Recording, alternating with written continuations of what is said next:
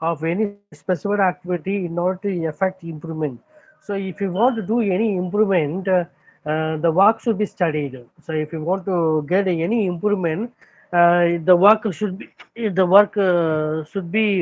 the analysis should be done in the work with respect to it should be systematic, it should be objective, and you have to do the critical examination of all factors.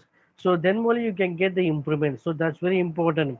For example, I am taking the classes for you, and if I want to improve my performance, I have to make analysis systematically. It should be objectively, and I have to critically examine certain factors to in order to improve my operational efficiency. So that's very important, right? So likewise, in a company, if they want to improve any specific activity, they have to make a certain analysis. So the analysis should be very systematic, it should be very objective, and it should be that should be critical examination of all factors. So you know very well that there are n number of factors if you want to run a company. So every factor should be critically examined, then only you can go for improvement. So for that, you have to go for method study, motion study, time study, fatigue study, rate setting. So method study means what method that the work should get completed. In what method that you can use to in order to get the work completed. It will be called as a method study. So for example, I am taking the classes for you, and I am having my own method. With the help of that method only, I can easily complete the syllabus. So this is my method. So with the help of that method, I can easily complete the syllabus within 4 days. So within the 4 days. So this is my method. Even my in my college also, I will follow. I am following this kind of method. I will use a PPT. With the help of a PPT, I can easily complete my syllabus. So this is my method. So I have to make analysis about my method. So in which method I can easily complete the task. So I have to make analysis. Then motion study. Motion study means, for example, the employee is working in a particular company. Employee is working in a particular company. So I have to make analysis about the particular worker that I have to avoid unnecessary movements of that particular worker. I should not make a worker to move from one place to another place for another process.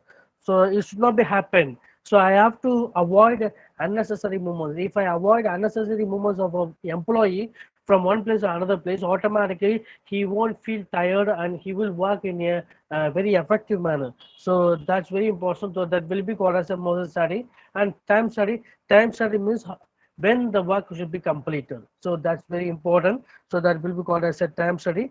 And the fatigue study. Suppose fatigue means feel boredom. If I am doing the routine work on a regular basis, automatically I will get bored. So I have to make analysis in which work the employee will get bored. So I have to do the analysis. So that analysis will be called as fatigue study. And the rate setting. Rate setting means how much the remuneration that should be given for the employee if they are completing the task. So that will be called as a rate setting. So it's all with respect to the scientific task and rate setting, and it was the contribution given by F.W. Taylor. The second one, planning the task. Planning the task means having set the task which an average worker must strive to perform to get the wages at a higher price.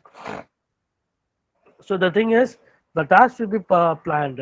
So in order to make a worker to get a higher piece rate, so that's very important. So that will be called as a planning the task. So necessary steps have to be taken to take a plan to plan the production thoroughly so that there is no bottleneck and the work goes on systematically. There should not be any bottleneck in the production activity, right? For that, the necessary activity should be taken. You just mute your video, Prasad.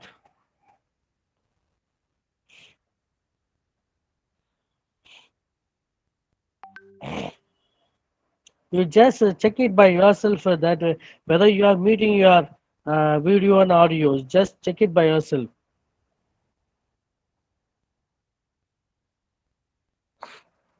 Sir அந்த first இது மட்டும் கொஞ்சம் திருப்பி repeat பண்ண முடியுமா sir? Method study, motion ஸ்டடிலாம் இதுங்களா?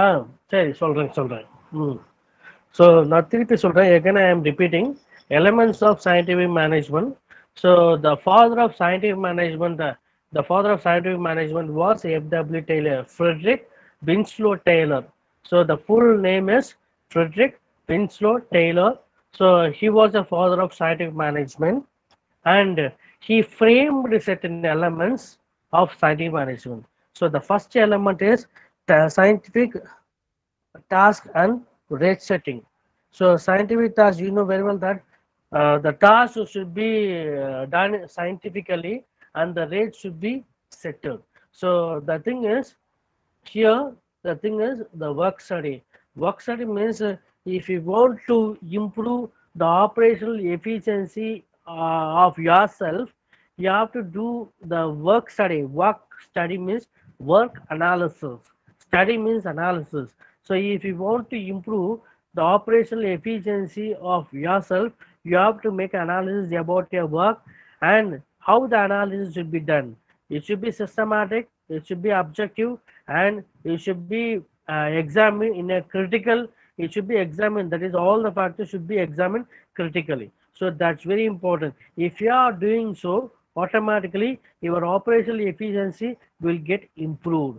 So that's very important. So if you want to improve the operational efficiency of your employee, you have to do certain analysis, you have to do certain study. So the first study is method study. Method study means if I want to complete the work, I have to follow certain method to complete the task in an easy way. So that will be called as a method study. So for that, I have quoted one example. If I want to complete the syllabus within 4 days or 5 days, I am following this kind of method. I am following this kind of method by using the PPT. I am taking the classes. So this is my method. So with the help of that method, I will complete the entire syllabus within 4 or 5 days. So that's why I am saying that in the college itself, while I am taking the classes for MBA students, I won't take a chalk. I won't take a chalk to take a classes for the students. I will prefer only PPT. So I will prefer only PPT. With the help of a PPT, I can easily complete the syllabus. I never take a charger. So 10 years back, 15 years back, I have taken the chalk. Nowadays, I am not taking the chalk because for every subject, I am using only the PPT. With the help of a PPT only, I am taking the classes. So it will be easy for me to complete the task in a better way. So this is my method. So taking the classes with the help of a PPT, it is my method. With the help of that, I can easily complete the syllabus and I can easily make the students to understand the concept. So that is my method. Likewise, the top level management should give certain method to complete the task. So if the employees are following that, automatically there will be some increase in productivity. So this thing will be called as a method study. Motion study means avoiding unnecessary movements of employee from one place to another place. So that will be called as a motion study. You should not, that is, you should not make the worker to move from one place to another place unnecessarily. For that, you have to do the motion study. Motion means movement. Motion means movement. So you have to avoid unnecessary movements from one place to another place for the employee. If you are doing so, you can increase the productivity of your employee. So that will be called as motion study. Time study means how much time are required to complete a particular task, and you have to measure the time. So for example, so I easily conclude myself that within within four, that is Saturday and Sunday, Saturday and Sunday, I can complete my syllabus. So if I am confident with that, that is within 4 days I can complete the syllabus. So if I am having a confidence in that, I have done my analysis on a time basis. So that will be called as a time study. For example, if I want to travel from Trichy to Chennai, it will take while if I go with the help of a car, it will take 3 hours or 4 hours time. This thing will be called as a time study, right? And then fatigue study means boredom, feel dull. So the top level management should make analysis. If I make a worker to work on a regular basis, make a worker to work on a regular basis and doing the same thing, automatically the employee will get bored and the employee will get fatigue. So that will be called as a fatigue study. And rate setting means I have to fix a rate for the employees. I have to fix a rate for the employees if he is complete the task within the particular time and within the by following the certain method and by avoiding unnecessary movements from one place to another place. So I will fix the rate and I will give a salary for them. So this all with respect to scientific task and rate setting. It is otherwise called as a work study. The second one is planning the task. Planning the task means I have to I have to set the task which average worker must strive to perform. So I have to plan the task. I have to set the task which average worker strive to perform, but in order to get the higher piece rate. So in that situation, I have to avoid certain bottleneck. So bottleneck means there will be some flaws in the plan. So there should not be any flaws in the plan. Flaws அப்படின்னாக்க தவறுகள் தப்புகள் ஒரு plan. For example, if I prepare a plan, there should not be any mistake in the plan. So I have to avoid the mistake in the plan. So that will be called as a bottleneck. So there should not be any bottleneck in my plan, and the work should goes on systematically. If the work goes on systematically, automatically the average worker will perform in a better way and he will get a good job over that, right? So that will be called as a planning task. Then selection and training. Selection and training means you have to select you have to select your employee systematically, and you have to provide proper training to your worker in order to do the correct method. So that's very important. So nowadays we know very well that selecting the wrong person for the right job is a common problem in everywhere else. So selection means right person for the right job. So for example, if I know the concept, if I well versed with the communication skill, automatically I can be a good teacher. So this thing will be called as a right person for the right job, and I have to make a student to understand the concept. If I am capable to make a student to understand the concept, it will be called as a then only I will be called as a good teacher. So selection means a right person for the right task, and the proper training should be given to the worker in order to adopt the correct methods of work. So that's very important. So this is also one of the element of FW Taylor. Then standardization. Standardization means everything should be standardized. The tools and equipment should be standardized. The speed should be standardized. Conditions of work and the materials. So everything should be standardized. For example, we know very well that suppose for example we are going for a textile shop and we will prefer only the branded shirt and branded pant because we came to know that this is a standardized product, and if we are buying that product automatically it will have certain quality. So likewise standardization means tools and equipment should be standardized, the speed should be standardized, conditions of work should be standardized, materials should be standardized. So if all the things are standardized, automatically the productivity will be higher. Then specialization here, for example, if I want to do the work, I must be specialized in my work. I have to be specialized in my work. So then only everything will be going in a smoother way. So that will be called as specialization. For example, I'm a MBA and my specialization is a HR and marketing. My specialization is HR marketing. Even though I know accounts, I am specialized in marketing. I know how to take a class of HR subjects as well as a marketing subjects. So that is my specialization.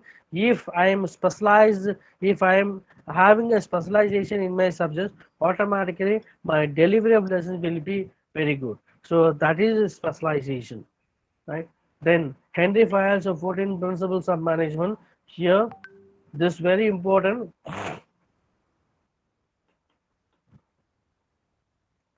Normally, you know very well that in the BCom as well as the BBA, suppose if there is any management concept, they will ask this Henry files 14 principles of management.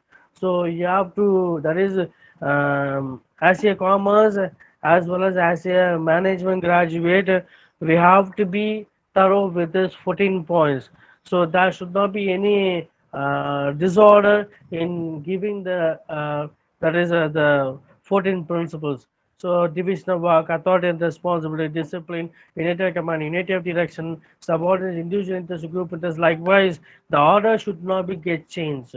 So if I ask entry files principles of management without changing order, you have to tell the 14 points. So if you are capable to tell the 14 points, then only you are master in the management concept.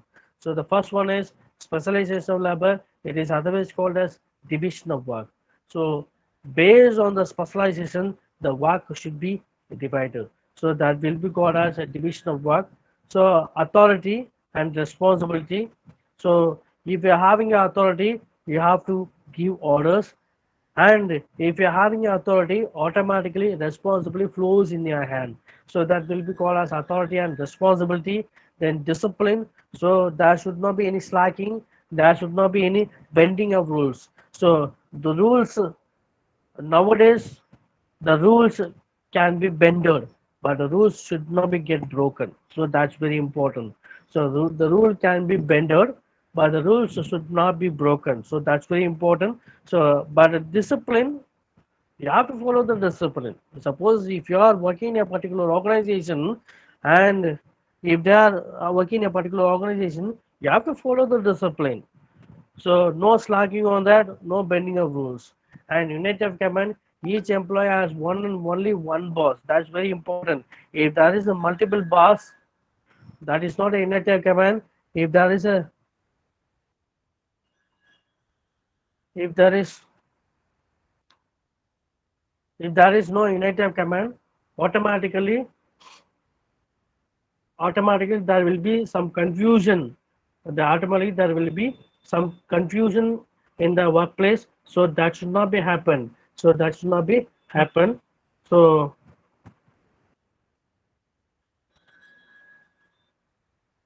just a minute. That should not be happen. And one more thing,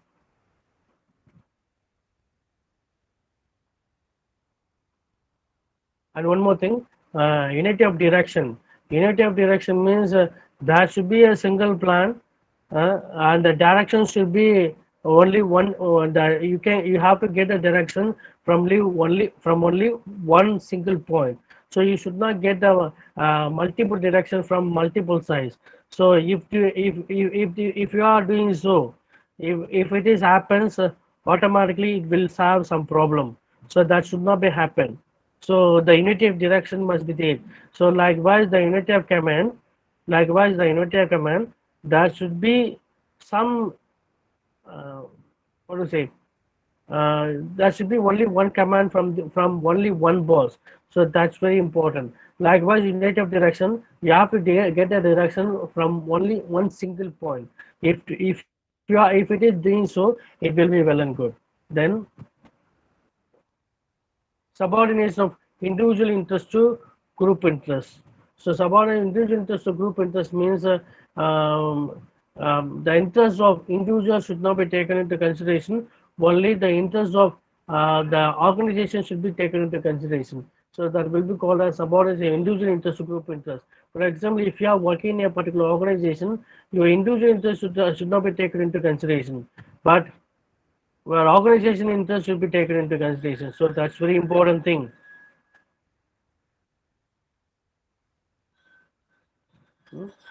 Then remuneration. So you know very well that you know very well that. So the employee should receive fair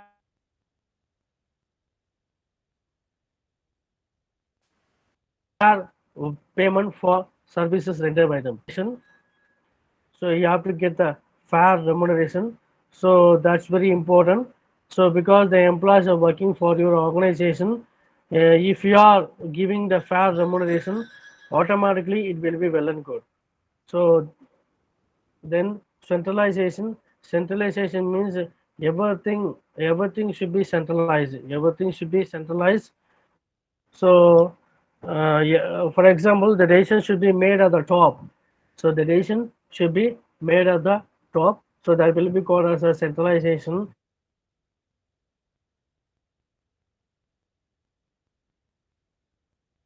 From top to bottom. So the line of authority flows from top to bottom. So that will be called as a scalar chain and order. So every material as well as the personnel should be in a proper place and it should be remain there. So for example, in your home, everything should be ordered. There should not be any disorder of materials in your home. So everything should be in a proper place. Then equality of treatment.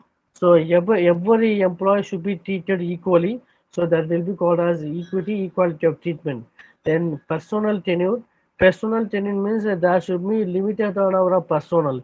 So turnover is good, but personal turnover is not good. So turnover is good, but personal turnover is not good, that much good. So it should be avoided. So labor turnover it should be avoided.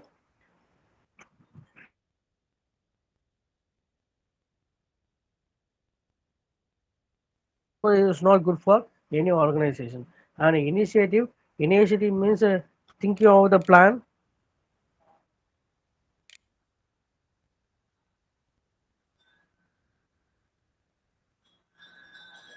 Initiative means thinking about the plan and how the plan should be done. So that's very important. That's very important. Just a minute.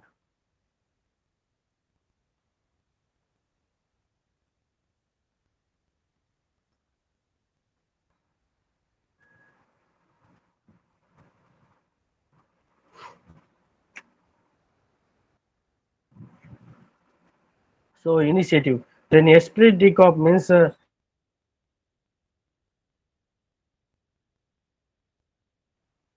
particular organization that should be unity in strength.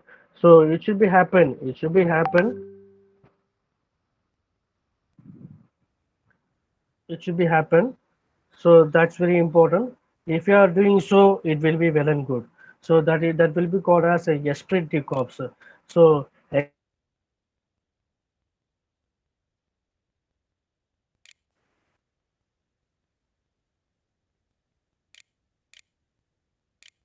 of labor means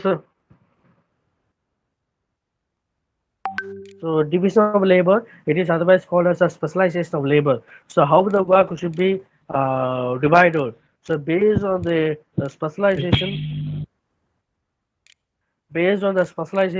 the work should be divided and the work will be allocated. So that will be called as a division of labor. Authority and responsibility. Authority means if I am having the authority, I am having a right to issue orders. And if I am having authority, automatically responsibility flows in my hand. So that will be called as authority and responsibility. Discipline means no slacking and no bending of rules. So if you are working in a particular organization and if they are following certain discipline, we have to follow that discipline and there should not be no slacking and there should not be no bending of rules. And unity of command means each employee has only one boss. So that will be called as unity of command. I have to receive the command from only one boss. I should not receive multiple command from multiple bosses. So that's not correct for any organization. And unity of direction, I have to receive only one direction from one particular boss. I should not receive multiple direction from multiple bosses. So that will be called as a unity of direction. Then subordination of individual interest to group interest. So as an individual, you should not have your own interest. You should not have your own interest. You have to give importance for the group interest. Then remuneration. So for example, if you are, that is for example, the remuneration should be there. So remuneration should be there, and the remuneration should be very proper. And if you have to if you have to give your employees on a fair basis, and the centralization. So every decision should be from the top. There should not be any decentralization concept. And the scalar chain means a line of authority.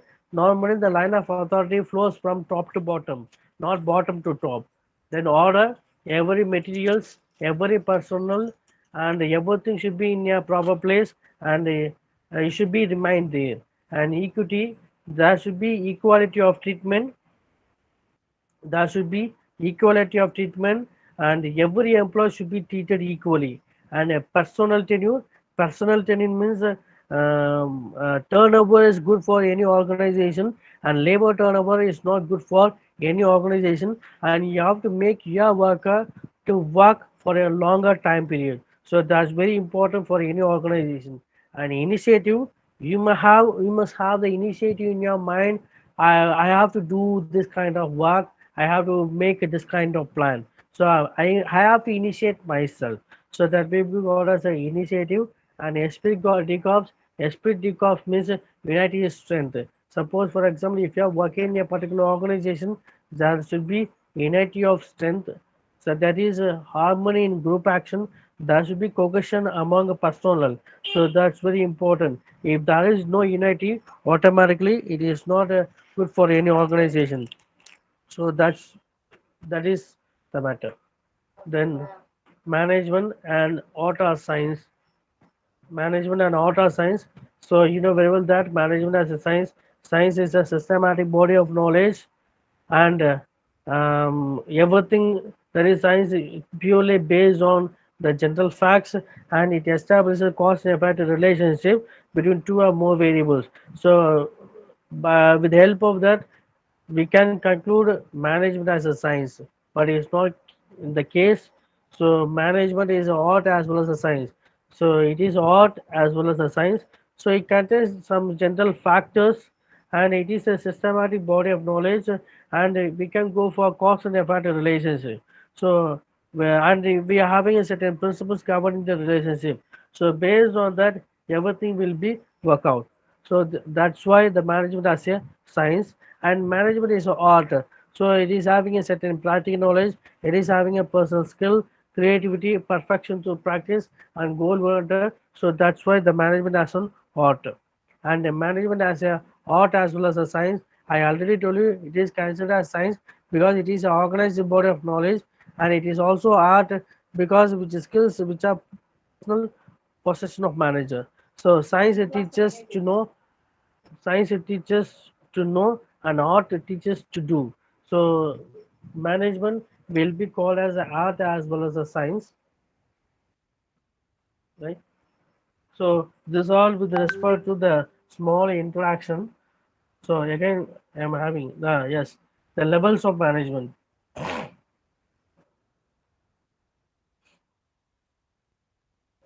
I already taken this. So the levels of management.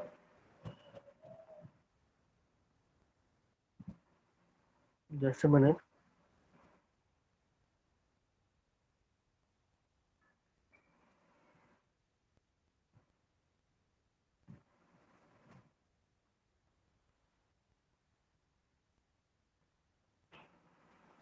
Yes, the levels of management, the top level management, middle level management, and the first line management. So I already taken the first class, that is in the morning itself, top level, middle level, and first line manager. So the first line manager, office manager, shift supervisor, department manager, team leader.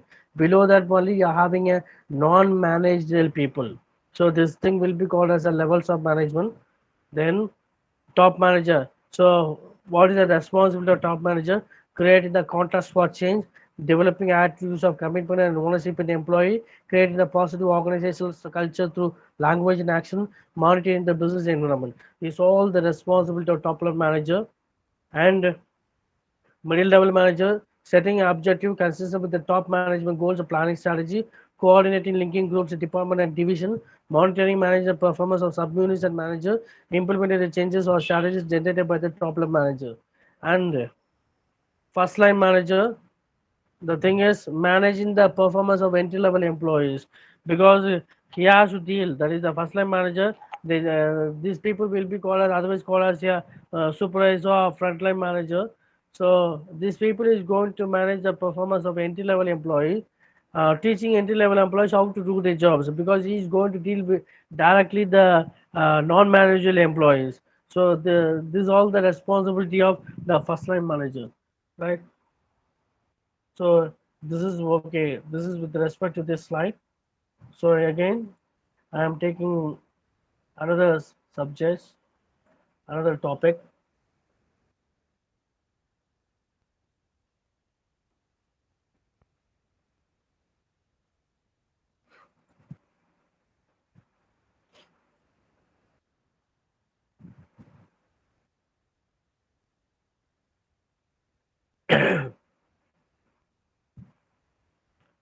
So in the morning we have seen this kind of things.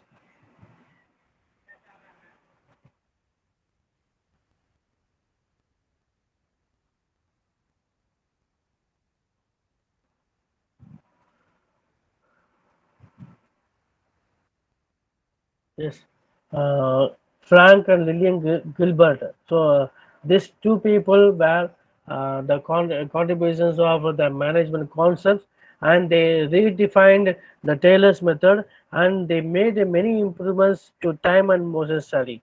So the time and motion study, break down each action, find a better ways, reorganize each action. So these are the improvements that they have made. That is the Frank as well as Lillian Gilbert made certain changes in Taylor's method. So F.W. Taylor, I already told you, Frederick Winslow Taylor. So he framed the scientific management concept.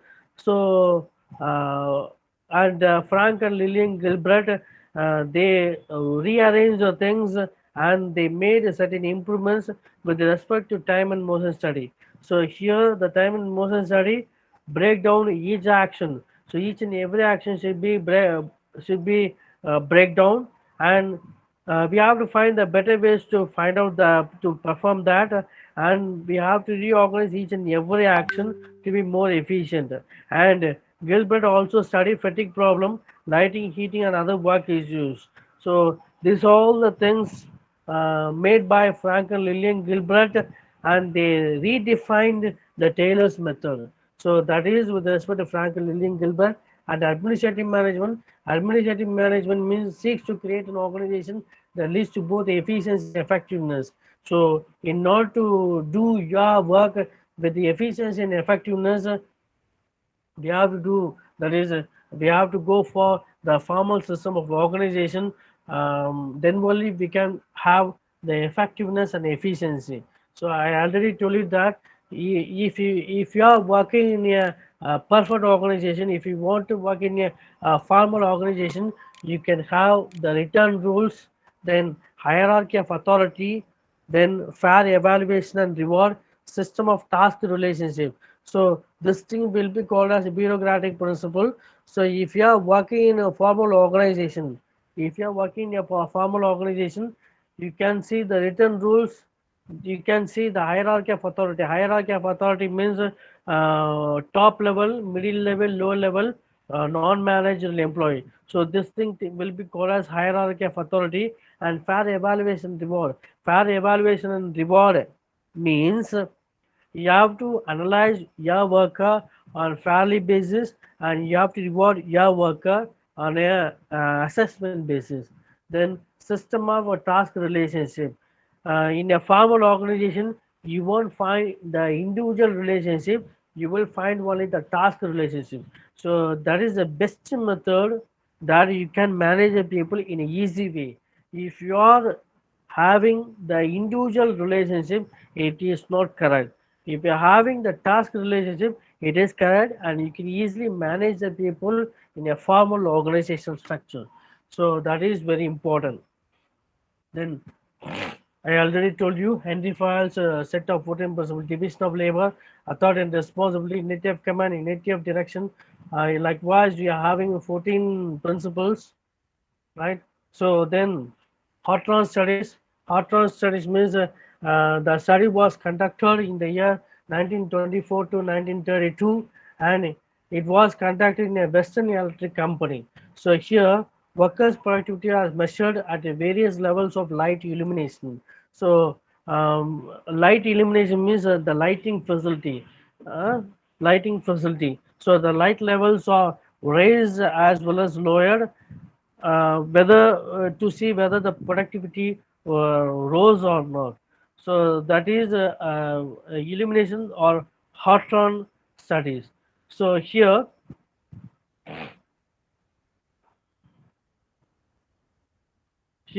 actually, it appears that workers enjoy the attention they received as part of the study and were more productivity. So, that is, lighting facilities or increase as well as the decrease, and the productivity rose to certain level. So, based on the elimination experiment, to see whether workers' productivity is or increased or decreased. So that will be called as hot run studies. Then the theory X and Y. This is a concept in motivation topic. Here Douglas McGraw he framed two different sets of workers' assumption. One is theory X and second one is theory Y. Theory X means Papa knows best. Papa means not a papa. Papa knows best means the father knows best than the children. So likewise, the superior knows better than superior knows better than the employees. So that will be called as a tier X. So here, always the manager supervise their worker and they control with the help of reward and punishment. So, for example, taking a stick in their hand, and they always control the employees by using the stick.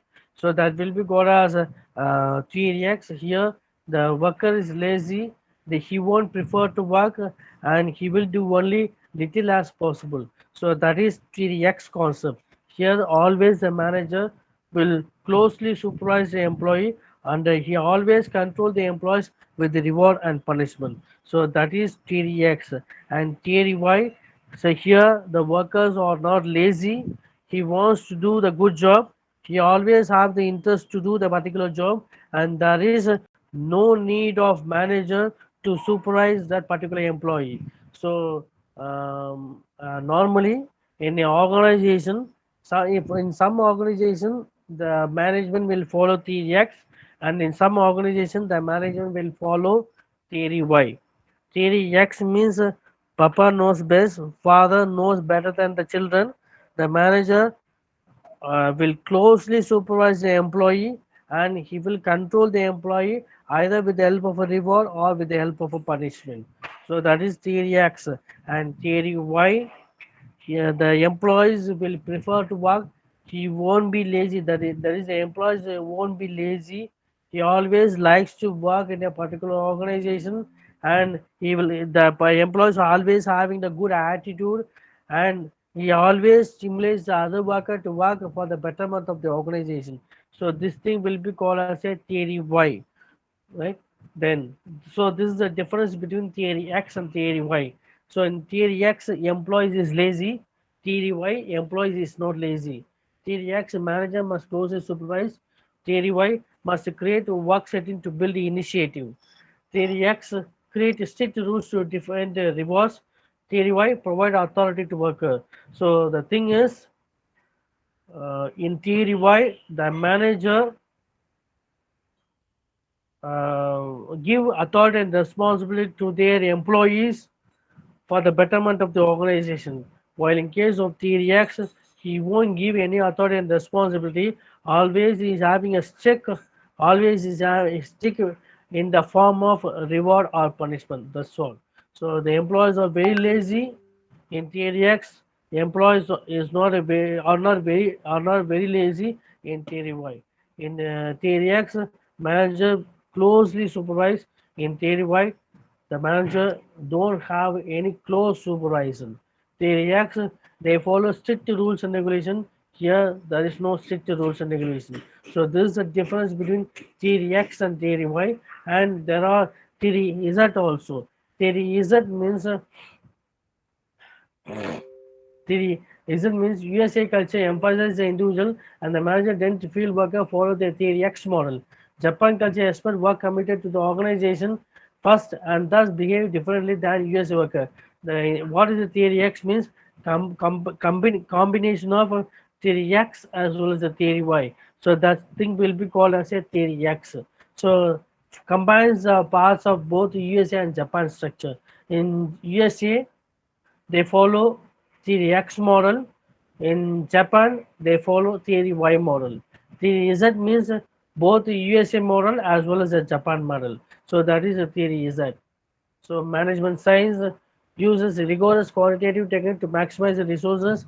Here you will follow certain quantitative management, operations management, total quality management, managing information system. So quantitative management means utilizes linear programming. So you know very well that in OR, then modeling simulation system. Operations management means techniques to analyze all aspects of production system. So production we know very well that there are n number of techniques. So with the help of that technique, you can maximize the resources. Likewise, the TQM, that is TQM means the total quality management. So what is the purpose of studying the TQM means in order to improve the quality of a particular products.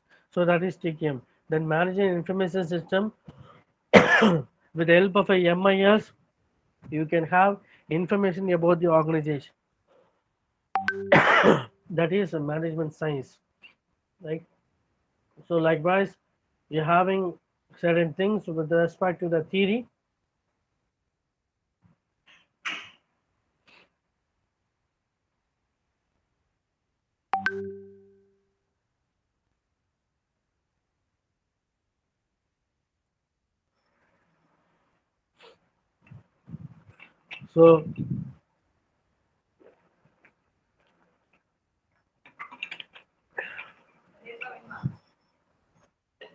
So management by objective. So this is one of the topic in your syllabus, management by objective. So you just see the slide.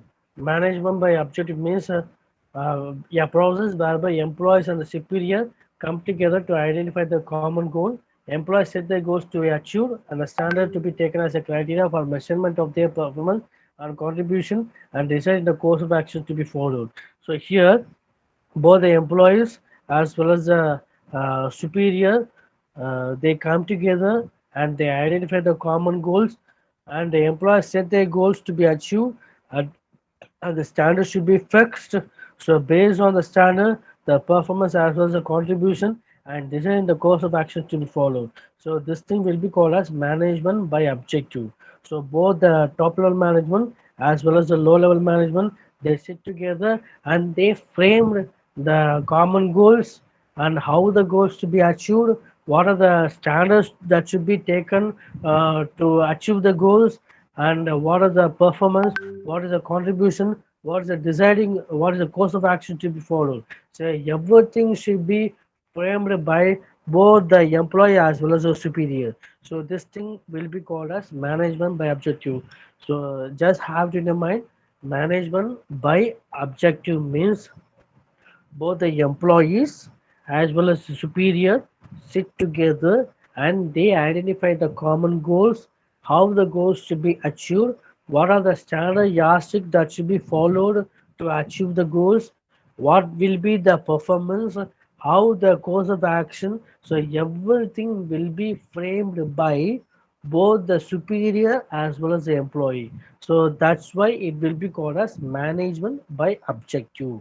Management by objective. Both the superior as well as the employee sit together and they frame the objective. So that is management by objective.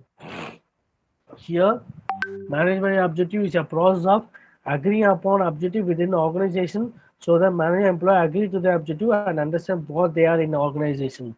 So both of them, both the employee as well as the employer sit together and they frame the objective and they have to understand what they are in the organization. So this term management by objective was first popularized by Peter F. Drucker in his 1954 book The Practice of Management. So this is thing will be called as management by objective, and the main concept is everybody in the organization, they have to understand the aim, they have to understand the objective, and they have to understand the roles and responsibilities in order to achieve the aims. So that is the main concept. So the complete MBO system is to get the manager and employee acting to implement and achieve their plans, which automatically achieve those of the organization. So the MBO system is to make a manager as well as the employee to acting to implement and achieve the plans. So they have to act to implement and achieve the plan, which will automatically achieve the objectives of the organization. So this is MBO. So management by objective, cascading of organizational vision, goals and objective, specific objective of each member, participative decision making, explicit time period, performance evaluation and feedback. So this is all the management by objective principle. Cascading, organizational vision, goals and objective. So both employees as well as the manager, they sit together and they frame organizational vision, goals and objective, and they frame specific objective for each and every member, and it should be on a participative decision making, because participative decision making means the employee will be allowed to participate in the decision making activity an explicit time period. Explicit means everything the work should be completed within this particular time, and it should be explicitly expressed. So that thing will be called as explicit time period. And performance evaluation and feedback. So a performance evaluation and feedback means the performance will be analyzed, and if the performance is good, well and good. If the performance is not up to the mark, the feedback should be given. So this is management by objective principle. An MBO strategy, three basic paths. All individuals within an organization are assigned a specific set of objectives that they try to reach during the normal operating period. The objectives are mutually set and agreed upon by individuals and their manager. So I already told you that management by objective means both the employee as well as the manager sit together and they frame the objective. So the same concept, the objective are mutually set. So both the employees as well as the manager, they set the objective on mutual basis and they agreed upon the individuals and the manager. And the performance reviews are conducted periodically. So performance evaluations are conducted periodically and to determine how close individuals are attain the objective.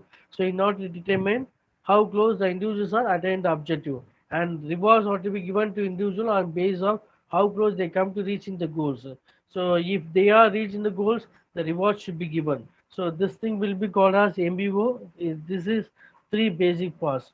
So MBO process, defining organizational goals, then defining employee objective, and the third one is continuous monitoring of employee performance and progress, performance evaluation, providing feedback, performance appraisal, again organizational goal. So it's a cyclical process.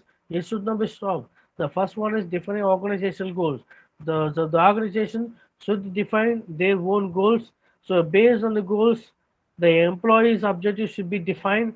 So after setting the employee objective, the employee performance as well as the progress should be continuously monitored, and performance evaluation should be done. So after doing the performance analysis, the feedback should be provided. So after giving the feedback, the performance operation should be there. So it is a cyclical process. So this all with respect to the MBO process and features and advantages of MBO, motivation, better communication and coordination, smart method. Motivation means you know very well that employee should be empowered by means of giving authority and responsibility. Then only the employee will get satisfied. Then only the employee will get committed. So this thing will be called as a motivation. Not by giving the amount. It's not around the motivation. So you have to empower your employee by means of giving authority and responsibility, and you have to make your worker to get job satisfaction as well as commitment. So that's very important. This thing will be called as a motivation and better communication and coordination. There should be proper communication and coordination between the employees, and there should be frequent reviews and interaction between the superior and the subordinates. So, and they have to maintain the harmonious relationship within the enterprise and solves many problems faced during that period. So, the harmonious relationship, good relationship between the superior and subordinate is not a find out in the organization. So, and the smart method, and it is a very smart method. The MBO is a very smart method because you are making your worker to work, you are making your worker to involve themselves in the decision making activities. So, both the superior as well as the employees sit together and they frame the objective. So, that's why it will be called as a smart method. Um, where to use MBO? So where to use MBO? The MBO style is appropriate for knowledge-based enterprise. If the enterprise is knowledge-based, then the MBO can be utilized. And if your staff is competent, the MBO it can be utilized. And if you want to build a employees management self-leadership skill, the MBO concept can be utilized. And MBO is also used by chief executives of multinational corporations for the country managers abroad.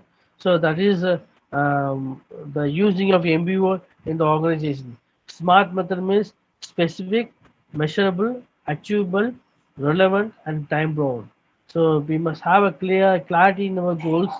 So clarity means it should be the goal should be very specific, goals should be very measurable, goals should be achievable, it should be relevant, and it should be time bound. So this is all the smart method. So that's why yes, specific, M measurable, A achievable, or relevant, T time bound. So that's why it will be called as a smart goals. Specific, measurable, achievable, relevant, and the time bound. So it's all the qualities of the smart method.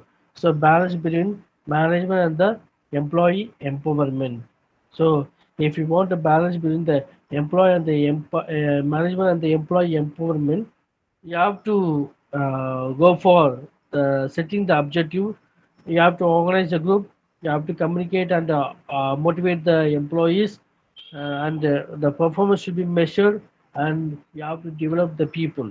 So this is all the balance between the management and the employee empowerment. And the MBO key advantages and disadvantages.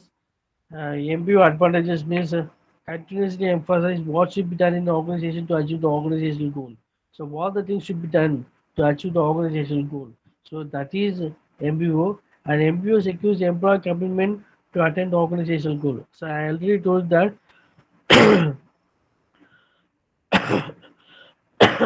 each and every organization is having their own goals, and employees should be committed. So if the employees get committed, automatically it will be called as a MBO process. And disadvantages, the development of objective can be time consuming, leaving both the manager and employee less time in which they are doing the actual work. So this is disadvantage with respect to MBO. So with this we will stop. We will see in the 2 o'clock session. Okay. Thank you very much. Thank you, sir. Thank you. Thank you. Thank you, sir. Thank you, sir. Thank you, sir. Very good session. Thank you, sir. Thank you, sir. Thank you, sir. Thank you, sir. Thank you. Thank you. Thank you, sir, for class. Thank you, sir. Thank you, sir. Thank you, sir. Thank you, sir. Thank you, sir. Thank you, sir. Thank you, Thank you, sir. Thank you, sir. Thank you, sir. Thank you, sir. Thank you, sir. Thank you, sir. Thank you, sir.